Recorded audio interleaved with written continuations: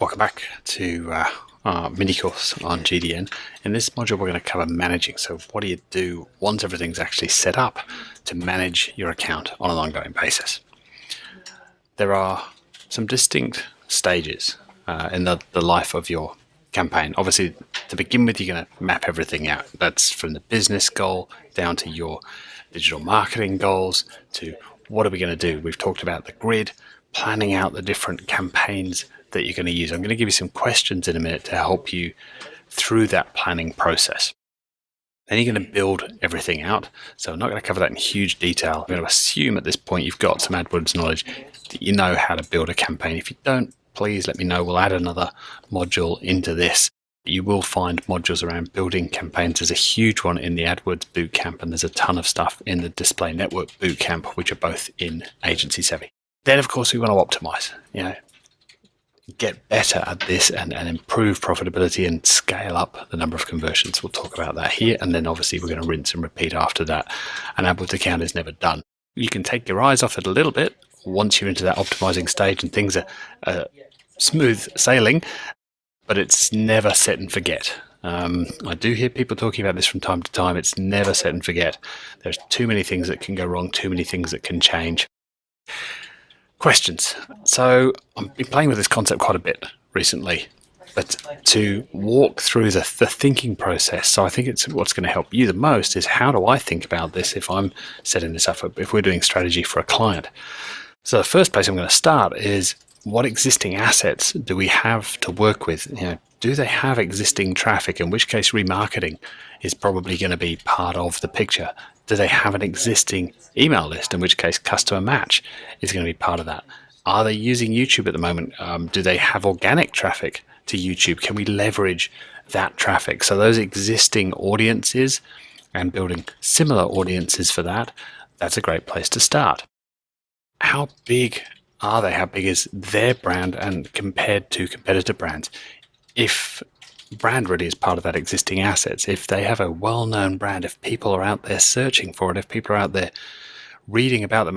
One of our clients is Brian Tracy, fantastic client, a lot of content being written about him online. So from a keyword targeting point of view, from a managed placement point of view, topics, YouTube, there's a lot of stuff around motivation, around selling, that sort of material, but particularly just around his brand, where we can go and put ads there next to content about him and expect a decent response from those readers.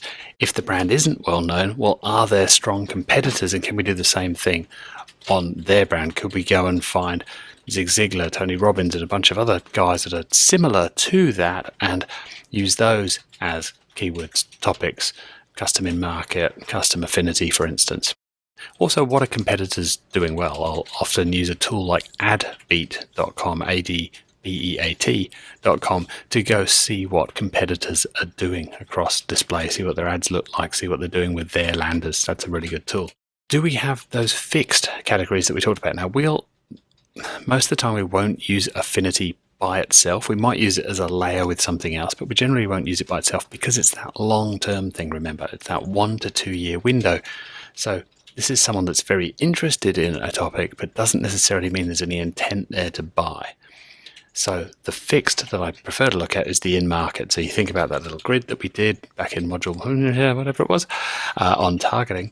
So that list of around 500 categories that Google provides, if what you sell or the products and services that you offer match up to one or maybe two or three of those in-market categories, then fantastic, use those. Otherwise, maybe consider something like custom intent, which is essentially the build your own in-market audience. And again, I believe that's the future of GDN. Are there any obvious managed placements? Now, I wouldn't start here, and this certainly wouldn't be the only targeting that I would do, but maybe there are a few places, this is maybe half a dozen to 2 dozen, maybe, big obvious websites where that has a very strong match to my target market. So if you think about the Venn diagram of who could be on this page and who my target market is, if they overlap a lot, then we might try those. That's, again, we talked a little bit about that earlier. The benefit of that being that you've got a lot of control there. but it's not the only campaign, because then you wouldn't be discovering anything new. And then, particularly from a client point of view, client agency relationship, we've got to talk about or think about the resources. Who's going to be creating the banner ads, the YouTube collateral, the landing pages? Do we need to be talking about what we can and can't say in the ads? Are there legal requirements around what must or mustn't be said in ads? In the health industry here in Australia, you can't use testimonials, so you need to know that. Or maybe there are HIPAA regulations if you're in the States. So what are the constraints that we need to work within? And then obviously you're bearing in mind the AdWords guidelines that we talked about in the messaging module as well. Now, to build out those campaigns, like I said, we're not going to go deep into this and all the steps for that, because there's plenty of that material already in AgencySavvy. But AdWords Editor is definitely a tool that I would recommend that you check out. If you're going to be spending more than a couple of hours a month looking after AdWords campaigns, you want to get good with AdWords Editor. A lot of the functionality in Editor is now in the AdWords interface. You can do more things in bulk in the actual interface. But for those of us who've been doing it for a while, we couldn't operate without AdWords Editor. It's a wonderful tool to enable us to do stuff in bulk, really. Maybe I want to change a lot of URLs, or I want to search and replace a particular keyword, or I want to add a label to, which I'm going to talk about in a second, to all of my image ads. I can do that very, very quickly and very, very easily inside AdWords Editor. Check it out. There's some great training on the AdWords Editor Help Center site. If there's enough demand in AgencySavvy, I will redo. I did a course on AdWords Editor, oh gosh, I want to say like 8-9 years ago. It was AdWords Editor version 5, so someone will work out when that was released and what year that must have been. I never got around to redoing that course because the help is actually pretty good in the resources on that website. Essentially, what we're talking about with optimizing is more of the good, less of the bad. So targeting criteria, whatever that may be, again, it could be audiences, could be keywords, topics, placements.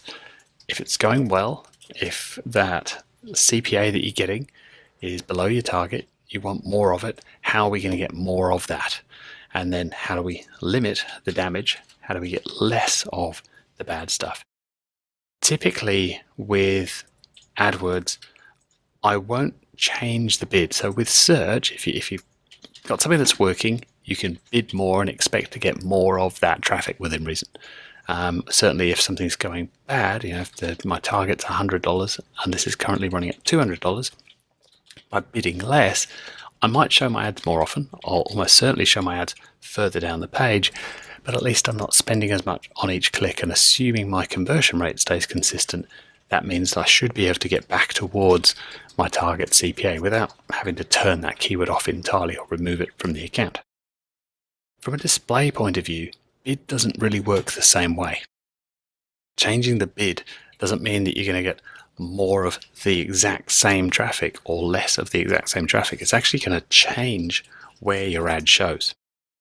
If you bid more, you're going to tend to show on better quality websites. If you bid less, you're going to get more remnant space, more cheaply available space, which tends to be on lower quality websites. So changing the bid generally, especially when you're starting out with GDN, probably not a good idea. So in terms of less bad, then, what options are available to us? I'll look at it through this lens: ads, ad groups, and campaigns. So at the ad level, well, at an individual targeting level, if something's really bad, then just kill that bit of targeting. Kill that in-market audience. Leave the others running and just kill that one. Remove that keyword. Again, we tend to set things up so it's one targeting criteria per ad group. So if I'm using in-market, I'll have one ad group per in-market. So when I come to manage, I don't actually manage based on the targeting, I actually manage by the ad group. Hopefully that made sense.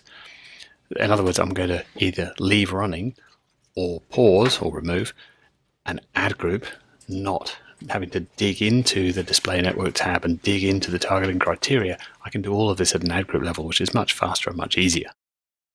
So the lowest level, therefore, is then ads. So I either choose to keep that ad running, or I pause it or remove it. It's entirely up to you whether you pause or remove. I'll talk about how you can automate some of this in the next module. Then at the ad group, I'm either going to keep or pause that. And then up at the campaign level, I'm either going to keep or pause that. Maybe sometimes I'll reduce the overall budget if I want to give it a bit more time to run, a bit more time to test. I'm not certain that it's terrible yet. And usually there'll be some good inside of a campaign. So that's an absolute last resort to kill an entire campaign because it's spent too much and you haven't got any conversions for it. Usually there's going to be some good corners. There's going to be a few nuggets of gold in there. Generally, the way you want to think about this is we're going to throw a lot against the wall and manage it pretty aggressively and remove all of the stuff that's too expensive and leave the good stuff there. That's the picture I want you to have in your head. Throw a lot against the wall, see what sticks, keep that, remove everything else. And that may well mean that you're removing 80-90% of your ad groups or 80-90% of your ads. And that's fine. And you keep the little bit that's working in that campaign and you go on and test another campaign, another. Very common for some of our GDN accounts to have hundreds of campaigns. And they started much bigger. So think of it as breathing. You breathe in, you put all of this stuff there, you breathe out, you keep the good bit. Then you move on and you expand and you have another one and you keep a good bit and you move on. And that's obviously overlapping. You're not just launching one campaign, waiting for the data to come in, keeping the good stuff. 2 months later, time for another campaign. That's an overlapping process. That's continually happening. So that's this process of expansion and trying new things and then reducing that down and keeping the good stuff. Let's talk a little bit about Google's AI. I've done entire hour-long talks on this, so I won't bore you and bang on about this too much. But an option that I would suggest you try is using target CPA bidding. There's a couple of different ways to do this. By far the easiest is to do this at the campaign setting level. So for a particular campaign, go into the campaign first, then find the settings tab down there on the left-hand side. And for that particular campaign, we changed the campaign name. So you can see TCPA $100 on the end of this campaign name. So target CPA is what TCPA stands for.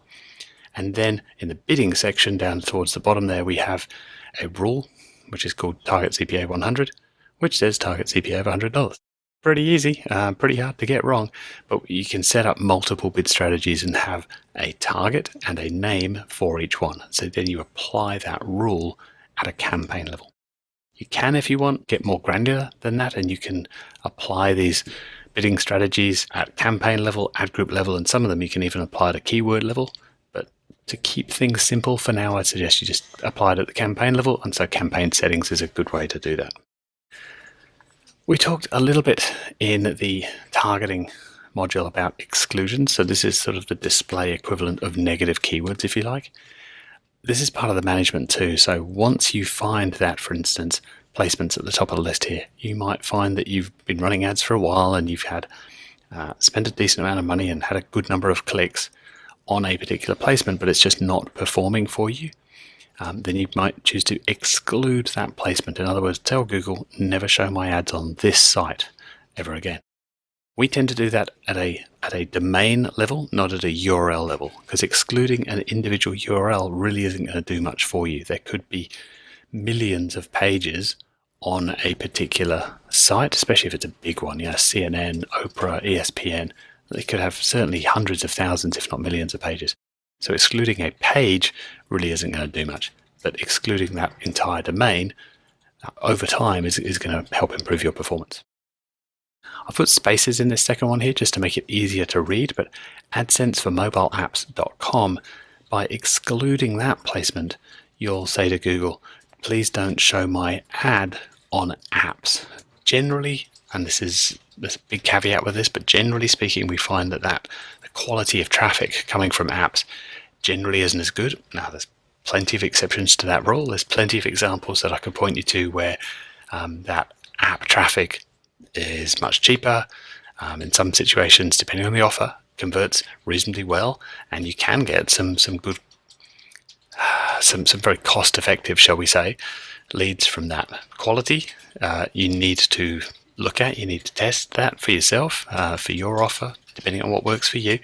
But generally speaking, most of the time we'll start with AdSense for mobile apps excluded. we can always go back and test mobile and tablet traffic later on, and app traffic in particular. And then, just like we talked about before, you can exclude, I've got audiences twice there, it must be very important.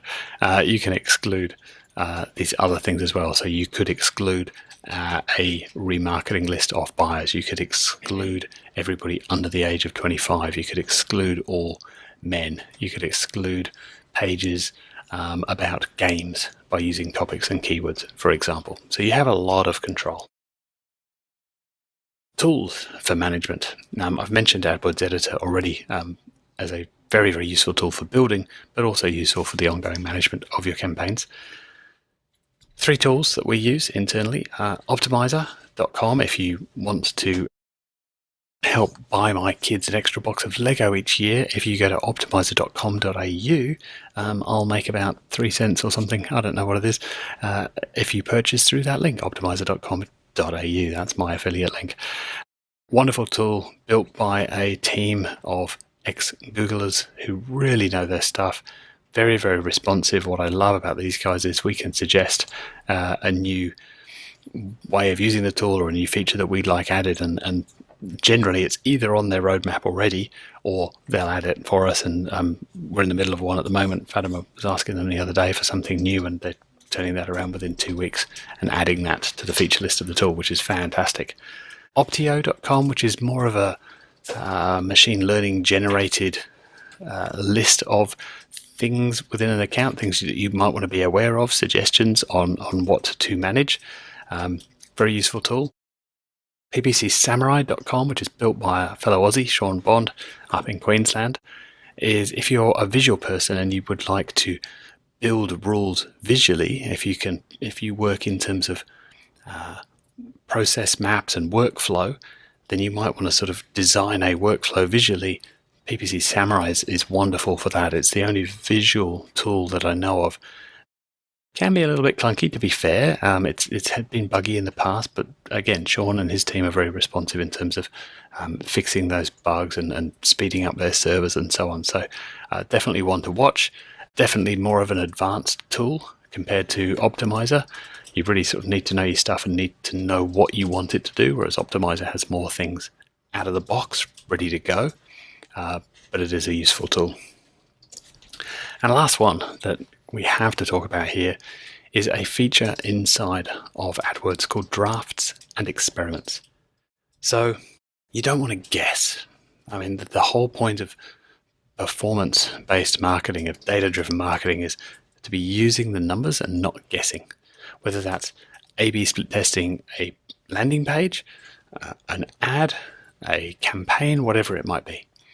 So experiments inside of AdWords allow you to make a change, generally speaking at a campaign level, but you can do this across the entire account, to take a portion of that campaign, park it off to one side, make some sort of change to that portion, and then run the two side by side and test and see what result you get. So for instance, the best use case of this is probably going to be to test your existing manual bidding, and generally speaking, you're going to start with manual bidding. We talked about target CPA. You generally can't start there. Generally, you're going to need to generate a bit of data before you hand the reins over to the machine. So you've maybe been running this for a month or two. You've got a reasonable number of conversions, let's say more than 50 a month, roughly speaking. There is no hard and fast rule there, but roughly speaking, that's how many you're going to want. Well, there is a hard and fast rule in terms of where Google switches this on, but that's at 15 a month, and you don't probably want to use this at only 15 conversions a month because the machine can go a little bit crazy. So wait until you've got a good number, 50 to 100 conversions a month. And then what you can do is take a portion of that campaign. If you're going to be conservative, that might be 10 or 20%. If you're being more aggressive, that might be, say, 50% of traffic for that campaign, and push that traffic, 20, 50%, whatever it is, into this experiment portion of the campaign, where you might test, hey, Google, aim for a target CPA of $100. I've been getting about 110 manually.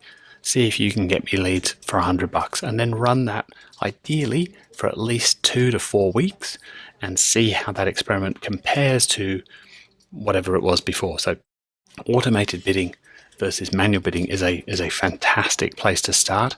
I would urge you to get very, very good at the experiments feature. I strongly believe that the agencies that experiment the best, that test the best, not just test the most, but have well thought out, well designed experiments, those are the agencies that are going to win. The AI, the machine, is going to get very good at helping us, at augmenting us by helping us roll out these tests very quickly. But it's still got to come from here. It's still got to be well thought out. You've got to test for the right thing. Otherwise, the test is a complete waste of time. So get very good at drafting experiments. It is May of 2018 as I write this, as I record this, rather. Drafting experiments is available for search and display at this point in time. I wouldn't be at all surprised if it comes to other areas of AdWords in the very near future. So it can be a big competitive advantage to get good at this.